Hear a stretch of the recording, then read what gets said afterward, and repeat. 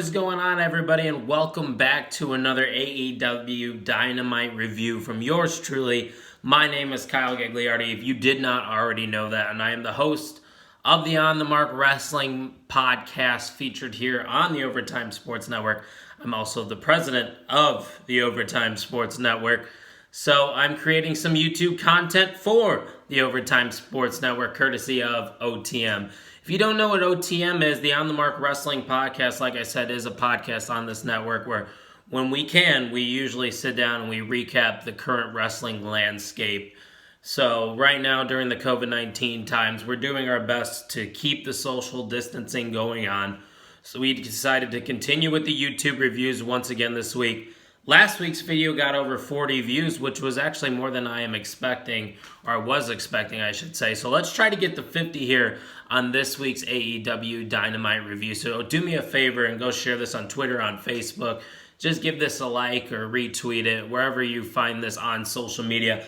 I would greatly appreciate it. Now, if you want to find the show on social media, just follow us at Pot on the Mark, and you can follow me on Twitter at 2SweetKyle. That's the number 2, Sweet Kyle. 2 sweet! And let's get into AEW Dynamite this week, April 22nd, 2020. First off, I want to say hopefully everybody's staying healthy out there, keeping your 6 feet and all as well. But we started off AEW with a video package, and it was Cody. He was talking about the TNT Championship Tournament, and, questioning, is he still championship caliber, because he believes that everybody that's still left in this tournament here itself is championship material. Now, Cody referred to the past as being a mid-card guy. He was kind of questioning himself in this cool, video package as he was sitting in his chair with a bunch of screens pulled up. It was a very solid video segment there, just the way to show Cody on this show, since he's not going to be on it the rest of the entire episode. But he does have a matchup next week against the winner of the matchup we would see that kicked off things in the ring for Dynamite. That was Sammy Guevara of the Inner Circle versus Darby Allin. And this started off hot. Sammy hit a dive before the match even started. The bell didn't even ring, and these guys couldn't keep their hands off each other. But Sammy Guevara would hit a splash right before the commercial break onto a ladder that was set up from the ring in the barricade. It was a very cool spot, and it looked very tough because the ladder didn't give. That was no fake ladder. That was no staged ladder you're used to seeing in professional wrestling. That was legit, and it didn't really have the give that we were looking for there. So Darby Allin obviously in pain going into the commercial break. But after the break, Darby ended up taking Sammy's shoe off in the match. He really wanted to target a limb. And that's what Darby Allin's really good at, is just like zoning in on one body part. And he definitely did here with Sammy by taking off his shoe and targeting that exposed foot. After, a lot of back and forth action, this wasn't the caliber of the match that you would see like at AEW Revolution. These two had a match and it was really good. It was still very solid, but the Last Supper would get the win here for Darby Allin. It's kind of like a unique submission/pin that he does, and it's rare to see something like that. I don't see many people that are doing what Darby Allin does. But overall, I thought it was a good match. Like I said, not as good as the Revolution one, but very solid to kick off the show. Darby Allin is the one advancing to face Cody Rhodes next week on Dynamite, so that should be a pretty good match, and we've seen those two go at it before, so we get to see them go at it again. After that, the broken one, Matt Hardy, would virtually challenge Sammy Guevara. It was like Matt knew that Sammy was going to lose. Obviously, he knew that. It's pro wrestling, but we're going to keep it kayfabe here. So, Matt Hardy's not really concentrating on Jericho quite yet. It looks like he's going to attack some of the members of the Inner Circle, and he wants them to face him on his compound. So, maybe we're going to see Sammy Guevara versus Matt Hardy in the future. That should be entertaining, because we know whenever Matt Hardy is able to do anything on the compound, it's must-see TV, that's for sure. After that, we would see Alan Angels, not Angles, Chris Jericho, I'm talking to you, versus Kenny Omega, one half of the AEW Tag Team Champions. And as Jericho would even call that, and he referred to it during this match, this is a warm-up, a.k.a. a squash match. Just showcasing Kenny and the fact that, he's still there. He's still one half of the Tag Team Champions. And it went a little longer than I expected. This Alan Angels put up a decent fight against one of the best wrestlers in the world in Kenny Omega, but obviously it wasn't enough. Kenny would end up hitting 2 finishers on him just to, a little cherry on top, so to say. But Overall, it was a decent warm-up match, like I said, as Chris Jericho called it, but it was very predictable to see that Kenny Omega would come out on top here. So Kenny Omega once again getting a singles win on AEW Dynamite, which then would lead us to Jimmy Havoc versus freshly squeezed Orange Cassidy, my guy, Orange Cassidy. This match obviously was set up from last week when we saw Jimmy Havoc attack Orange Cassidy during the match of, not Trent Beretta, who's the other one? I am totally blanking. I know this one. Trust me, I'm just getting into AEW, but Chuck Taylor, that's his name. The other half of the Best Friends, he was in the match, and Jimmy Havoc ended up hitting a finisher on Orange Cassidy, what led to this match here this week.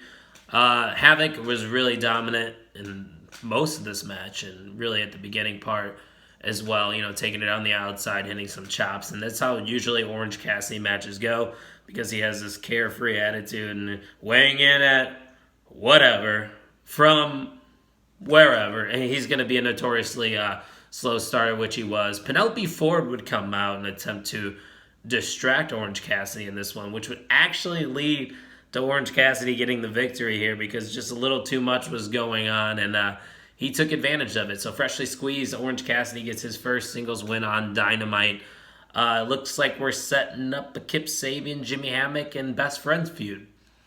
That seems to be the direction we're going if Penelope Ford's just showing up in this match really for no reason. This match had no tournament implications, so the only reason it would be is because these guys are feuding, and that's what you'll see, especially after what happened in this week's main event. But after that, we would get Wardlow versus Lee Johnson, but a little bit before that, we would see that MJF, he got hurt. He was gambling too much, so thoughts and prayers to MJF. We know this is a very serious injury that he's having, as he put on social media. What a great heel he is. Great heel MJF is. But Wardlow, this is definitely a squash win for him. This match was about 2 to 3 minutes. I like Wardlow. I thought he was very good in his match against Cody, and he was pretty solid here in this squash match. I mean, his finisher is virtually an F5, but a little bit more helicopter action, and it's very cool. I think Wardlow has potential. So an easy squash match win for Wardlow versus Lee Johnson here. After that squash would lead to another squash, Brody Lee versus Justin Law. And I know times are tough, especially during the coronavirus, the COVID-19 pandemic, and I'm sure the roster is very limited, but I think there have been way too many squash-type matches these past 2 weeks in AEW. Granted, I get it. They're building guys like Wardlow and Brody Lee, which makes sense because they can't lose, but let's start feeding them some better talent. I think next week Marco Stunt will be facing Brody Lee. I mean, come on, Marco Stunt doesn't have a chance still, but let's get more of those guys. Guys that I actually know, guys that I've seen on TV going against guys like Brody Lee and Wardlow. So we can, further prolong these guys' character. We know that you want them to be dominant.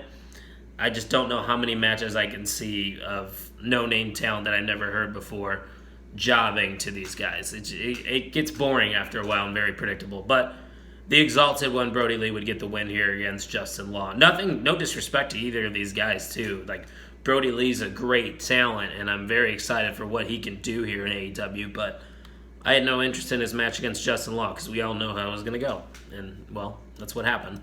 After that, the second to last segment of the night would be the second installment of the Bubbly Bunch, as the Inner Circle would get together doing their FaceTiming thing. Or maybe they're doing Zoom. I don't know. Zoom's big nowadays. But I thought the best part, of course, was Jericho. I mean, he's always the best part of everything he touches.